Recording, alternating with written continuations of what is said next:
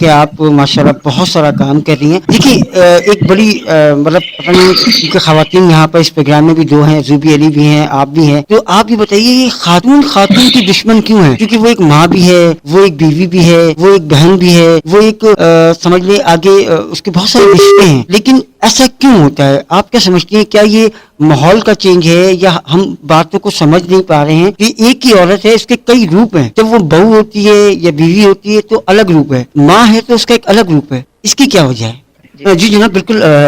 ایک رابطہ زندگی کا ہوتا ہے تو کبھی کبھی منقطع ہو جاتا ہے, لیکن اب دوبارہ بحال ہوا ہے.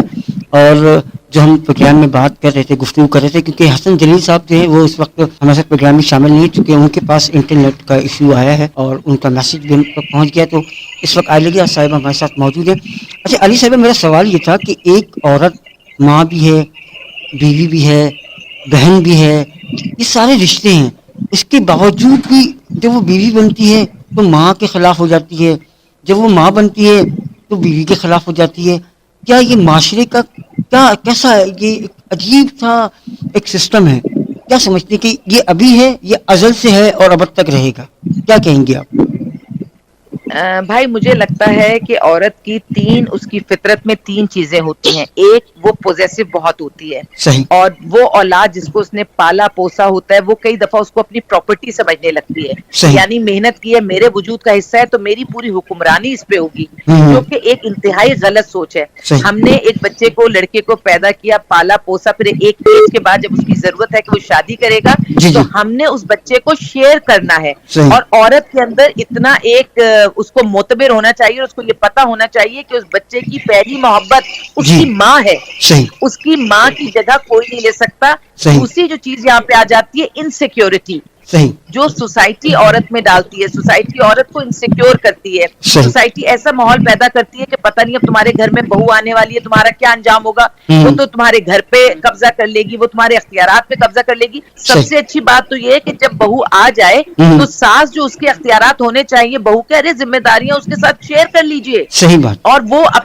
وہ جتنے اچھے طریقے سے آنے والی بہو کو ویلکم کرے گی اور چیزیں اس کے ساتھ شیئر کرے گی. صحیح. ہر وقت ہر انسان کا وقت بدلتا ہے, جب بہو آتی ہے وہ نئی ہوتی ہے, اس کا اس گھر میں قدم جمانا ایک مشکل کام ہوتا ہے, صحیح. لیکن جب وقت گزرتا ہے اس کے قدم جم جاتے ہیں اور ساس بزرگ ہو جاتی ہے. تو اگر ساس نے شروع میں بہو کے ساتھ اچھا رویہ رکھا ہوتا ہے تو بعد میں اس کا ریٹرن ملتا ہے, پھر صحیح. وہ بہو اس کو اچھا ریٹرن دے رہی ہوتی ہے.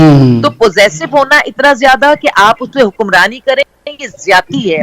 صحیح. انسیکیور ہونا سب کا اللہ ہے, انسیکیور ہونے کی ضرورت نہیں ہے, کوئی کسی کی جگہ نہیں لے سکتا. صحیح بات. بیوی 100 جنم لے لینا تو بیوی کے پیروں کے نیچے جنت نہیں آ سکتی. صحیح بات. اور ماں جو ہے, ماں ہمیشہ اپنی اولاد کی پہلی محبت رہتی ہے, اور حقیقت. ماں کو یہ بات سمجھ لینی چاہیے کہ میری جگہ لینے نہیں آئی ہے یہ عورت, یہ عورت زندگی کا ایک تقاضا ہے. اللہ نے ایک پورا تسلسل بنایا ہے, اس صحیح. تسلسل کا حصہ وہ یہ بھی اگر سوچ لے کہ میں بھی تو کسی کی بیوی بن کر آئی تھی, میں نے بھی تو کسی کے بیٹے کو شیئر کیا تھا ماں کے ساتھ, صحیح. تو وہ آگے جگہ دے دے گی. تو لیکن آپ محاورے سنے کیسے ہوتے ہیں, کیونکہ ساس بھی کبھی بہو تھی, کیونکہ میرے ساتھ, یہ کس قسم کے محاورے, کس قسم کی باتیں ہیں, صحیح بات. یعنی آپ دماغ میں باقاعدہ ڈال رہے ہیں.